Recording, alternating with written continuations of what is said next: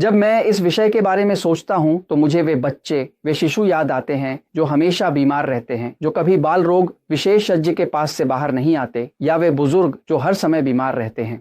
और यह देखना जरूरी है कि डॉक्टर के पास जाने के अलावा कुछ और बातें भी हैं जिन पर ध्यान देना चाहिए। और अक्सर ऐसा होता है कि असल में जो बीमार है वह कमरा है और वही उस व्यक्ति को बीमार कर रहा है। जब आपके घर में कोई कमरा ऐसा होता है जिसकी दीवारों में नमी होती है, जब दीवारों, फर्श या छत में नमी होती है, तो वह एक माहौल बनाता है, लेकिन ऐसा माहौल बनाता है जो इन फफूंदों के पनपने के लिए अनुकूल होता है। और आप कभी कभी देख सकते हैं, अगर खिड़की से रोशनी आती है तो आप देख सकते हैं कि हवा में एक तरह का सफेद सा पाउडर जैसे कुछ तैरता हुआ नजर आता है। वो बीजाणु होते हैं। बीजाणु फफूंदों के लिए ऐसे होते हैं जैसे उनके प्रजनन की बीजें हों। अगर आपके पास कोई प्रियजन है, कोई बच्चा है, कोई बुजुर्ग है जो बार बार बीमार पड़ता है, तो अपने आसपास के माहौल को देखिए, दीवारों को छूकर देखिए।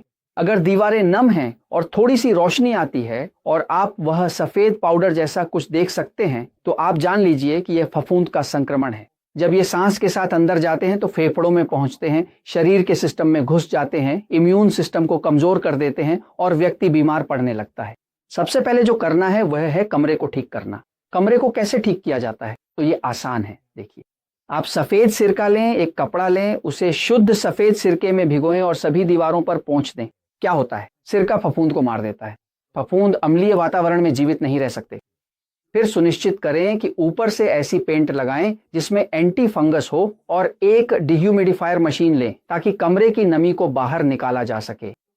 और अगर आप वेंटिलेशन सुधारते हैं और ज्यादा धूप आने देते हैं तो आपके पास एक साफ कमरा होगा, एक ऐसा कमरा जो ठीक हो चुका है।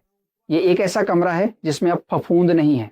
अगर उसमें फफूंद नहीं है तो उसमें बीजाणु भी नहीं है, और अगर उसमें बीजाणु नहीं है तो माइकोटॉक्सिन या अफ्लाटॉक्सिन भी नहीं है। उसी समय वह व्यक्ति बेहतर महसूस करने लगता है। मैं आपको ये इसीलिए बता रहा हूं क्योंकि सच हमेशा जीतता है।